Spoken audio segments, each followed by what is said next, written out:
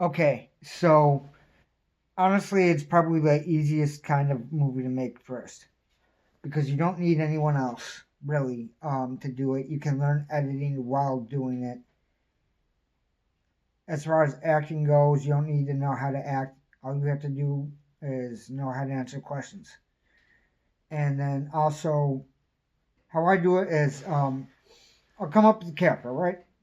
I don't know what the story is, but I come up with the character, I write some questions. That's what I did with the first one. The first one is about an ex porn star that had sex with animals. I know it's a messed up story, but what's the story to it? It's him trying to return to his former glory. I know that that's messed up, but it is what it is. So I got that story from having the character. The new one I'm working on, I just got the story earlier today, and I've already shot 15 minutes of it earlier today and cut it up, and that's kind of where I got more questions to ask and what the story is to the whole thing. So that is a way that it can be done. And then acting in these, it's really not tough at all because you are making the character. It's not like you can say something wrong and it's not like something that's going to sound like it's false.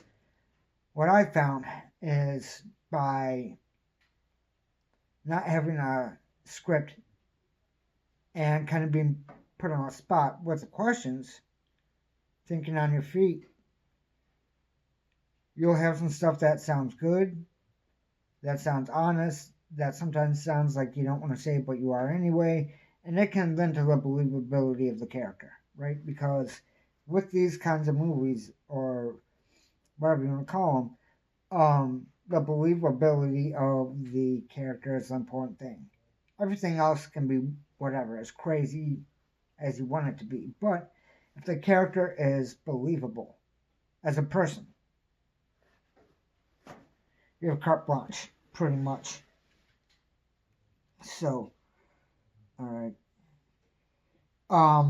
As far as questions and all that, now in my first one, I used two cameras. That's the only movie I've used two cameras in. This one, I'm using one.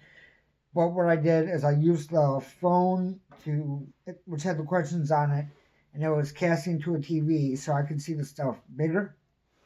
So that's why I used two cameras. But using just one, say, um, I'm drawing something, writing something down, looks like it. Questions can be here, otherwise off screen somewhere where I should be looking.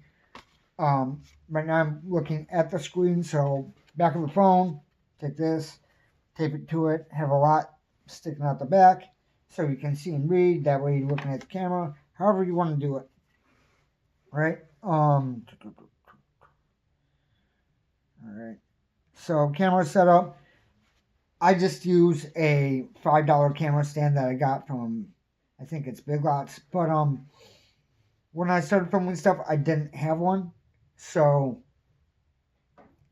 it's not something that you need. You don't have to invest any money. There are plenty of ways to be able to set the phone up to be able to get a shot that you want. Anyone that says that you can't hasn't tried, more than likely. All right. Also, sketching or writing on something, like I said, just that works. Any other tricks? Let's see. Covered all that. The not acting thing I already kind of covered. Talking takes up time fast, okay? I've done, before I did the first mockumentary, I did 3 other shorts that were all under 5 minutes, maybe even under 4 minutes, okay? So one of them was a silent, one of them was a like stoner horror comedy thing, and then which was my first one, and then the third one was a satirical educational film. So yeah, with those they were all shorter. Now with the mockumentary and answering the questions and all that. And the one I have out, there's nobody else in it, so it's just me the whole time. But this one, I do want to get some other people involved, just do some quick interviews. But it's easy to get to a 15-minute mark depending on how many questions you ask. And as long as you don't just give flat out yes and no answers. Because I already have 15 minutes filmed, and I'm not saying all 15 minutes is going in, but from this morning, just answering some questions. And the other one, that's all that happened, is I answered questions as well. And that came out to 16 minutes. So if you think, well, I'm just going to have this 5-minute thing, maybe not. Depending on how long-winded you get with some answers or how much detail you decide to give or not. You know what I'm saying? Alright. So as far as editing goes, if it's your first time out, this is still what I do. Is with this kind of project, I'll split it right at the beginning of the question, where I'm going to split the video, right at the beginning of that answer, right? And then at the end of the answer, I split there as well. This might even have more than what I want to use, but this way I have the chunk that I'm actually going to be editing from. I have the beginning where I want, I have the furthest part of the end where I want it. Now, if I'm editing and sequencing things together, I might chop it different than if I put it next to something else. You get what I'm saying? So, what I usually do is, as soon as I'm done shooting, I'm putting it in InShot and I'm chopping it up. Getting rid of the beginning and end, at the very least. So I have just what's usable, and writing through editing, which means I will not always have all the best questions to go together at one time, and I answer them at different times. So due to that, I can kind of chop it up. Like the one that I'm working on now, what I'm doing is I'm going to have it in like different parts. Maybe 3 parts, maybe 5, I don't know, right? So covering different subjects, like the introduction part, next part. You get what I'm saying. But where was I going with this whole part? Yeah. But that's how I'm going to kind of sequence it. I'm putting those parts together. It's going to have animation in it as well. The first one didn't. All it had was some shots all at one location, some shots that are on the road, and then, yeah, as far as shots go, that's it. So, you could say 3 locations, but not really. Kinda, but yeah. Let's see.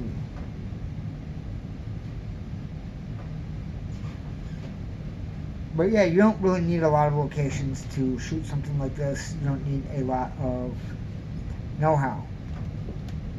And another tool that you can use, and I did use actually, was in InShot you can extract the audio from the video, so that means separate it, right?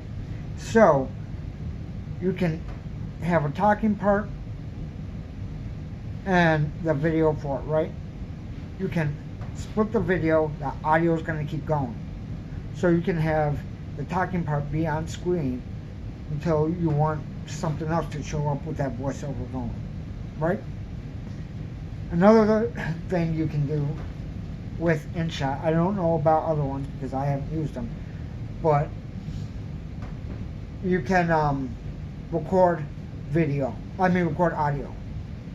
So you can have the video playing while you're recording over it. I did do that for the last mockumentary I made. Alright, yeah, did the extra audio thing. Okay. Another thing that might be handy is stock footage. I used it in the last mockumentary I made. I'm trying to remember what website I went to for it, but there are ones that have free stock footage for you to use.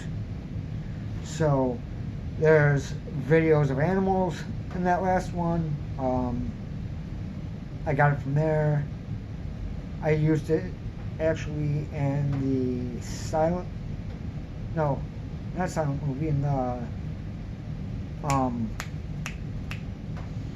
instructional video. Yep. So if you want to be killer, I used it in that. But yeah, I used it in like 2 or 3 instances in the last one.